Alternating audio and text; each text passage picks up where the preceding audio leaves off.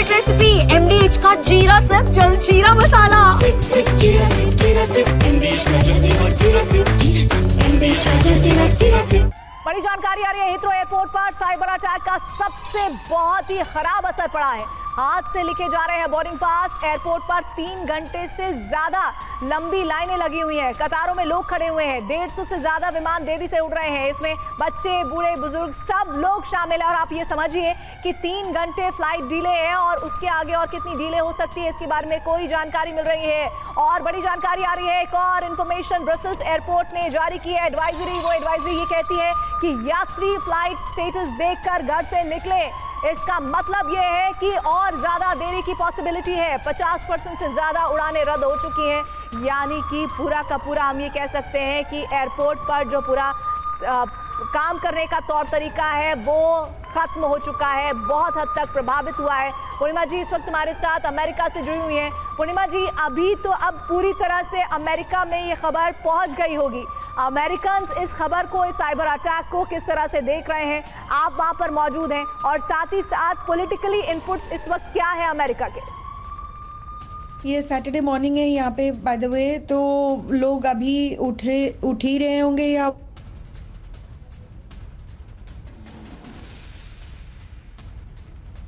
शायद पूर्णिमा जी हमसे डिस्कनेक्ट हो गई हैं। कनेक्ट होती हैं तो दोबारा मेरा उनसे सवाल रहेगा। लेकिन 3 तस्वीरें, 3 विजुअल के साथ इस वक्त स्क्रीन पर आप देख रहे हैं।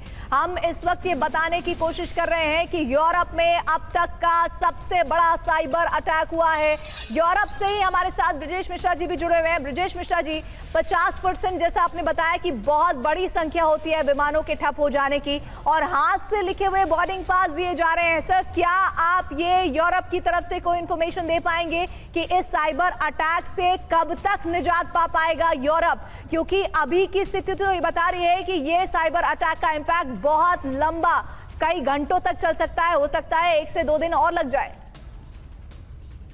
अभी तक तो ऐसा कुछ अभी तक जो खबर है ब्रसेल्स में, अभी भी वहाँ पे मैनुअली ही बॉडी पास बनाए जा रहे हैं, ठीक है, लगेज को मैनेज किया जा रहा है। बट हाँ, हो सकता है कि शाम तक कुछ इनके पास आए या कल भी ले सकता है। लेकिन मेन कंसर्न इनका है कि जो फ्लाइटें अब कल नाइट से डिले हो रही थी, ठीक है, अब सेकंड शेड्यूल आज नाइट से हो जाएगा, तो I am sure till evening तक आपकी बहुत सारी फ्लाइटें और भी कैंसिल होना शुरू हो जाएंगी।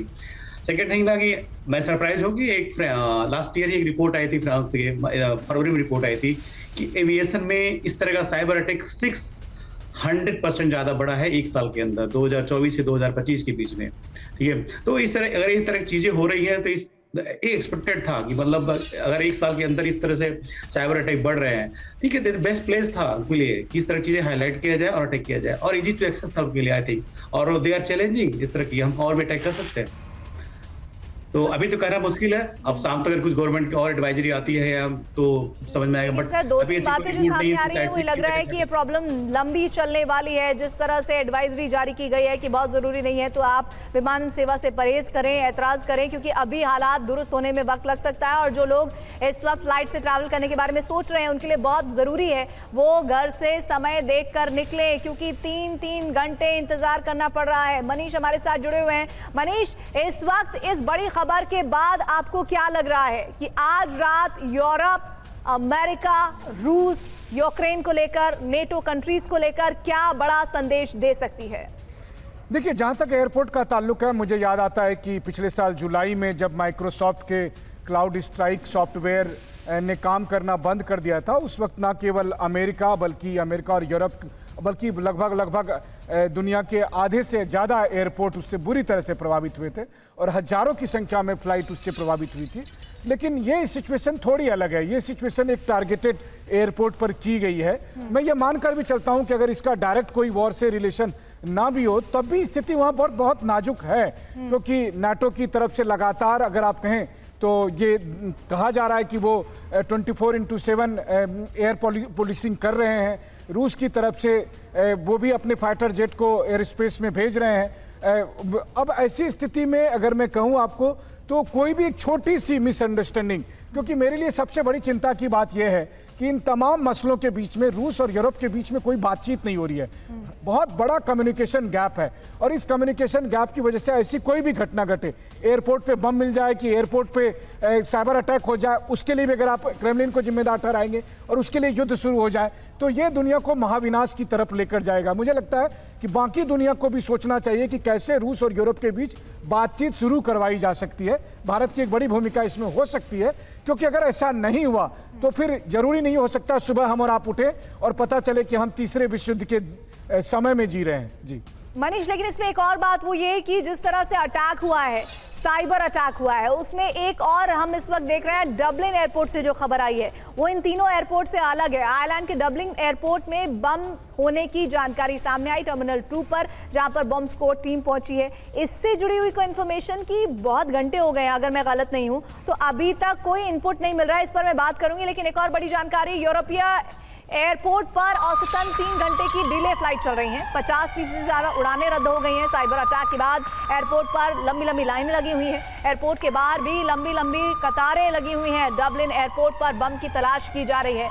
अमूमन इस तरह का जो प्रोसेस है मनीष, वो कितना लंबा चलता है? क्योंकि मैं जिस पॉइंट को उठा भी रही थी कि अभी डबलिन एयरपोर्ट को लेकर क्या इंफॉर्मेशन मिल रही है, कितना वक्त लग सकता है? क्योंकि देखिए, जहां पर साइबर अटैक है, मैनुअली की चीजें की जा रही हैं, वहां तो फिर भी एक बार को राहत ले सकते हैं यात्री, लेकिन जहां पर बम होने की खबर है, हालांकि टर्मिनल 2 से सारे यात्री जिनकी संख्या 2000 के करीब थी उन्हें निकाल लिया गया है, लेकिन इस खबर को कितनी संजीदगी से लिया जा रहा है और कितना वक्त लग जाता है आइडेंटिफाई करने में कि बम था, नहीं था, अफवाह थी, नहीं थी?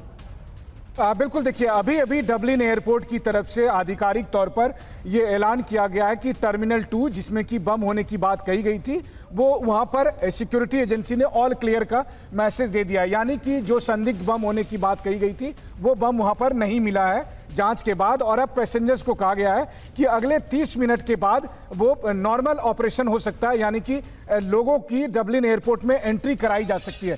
तो अभी की सबसे बड़ी खबर यही है कि डबलिन एयरपोर्ट ने आधिकारिक तौर पर ऑल क्लियर का सिग्नल दे दिया है और अब अगले 30 मिनट के भीतर पैसेंजर्स को एयरपोर्ट में एंट्री की इजाजत मिल जाएगी। साथ ही उन्होंने कहा कि कुछ टेम्परेरी डिस्ट्रप्शन थोड़े समय तक चलेगा, उसमें टाइम लगेगा और इसलिए आप अपने एयरलाइन के संपर्क में रहें कि उनकी फ्लाइट कब शुरू होगी। तो कहने का मतलब है कि पिछले कुछ समय से जो लगातार टीवी 9 पर हम अपने दर्शकों को सूचना दे रहे थे कि आयरलैंड के डबलिन एयरपोर्ट पर बम होने की बात थी, वहां पर सुरक्षा एजेंसी पहुंची, सुरक्षा कर्मियों ने वहां पर चप्पा चप्पा की तलाशी ली, वहां पर बम स्क्वाड पहुंचा, डॉग स्क्वाड पहुंचा और अब बहुत बड़ी जानकारी दे रहे हैं हमारे सहयोगी मनीष झा। इस वक्त की ब्रेकिंग न्यूज दे रहे हैं। आयरलैंड के डबलिन एयरपोर्ट पर बम स्क्वाड की टीम पहुंची, वहां पर ये इंफॉर्मेशन की गई कि आखिर जांच होने के बाद किसी भी तलाशी के दरमियान बम होने की कोई जानकारी नहीं मिली है।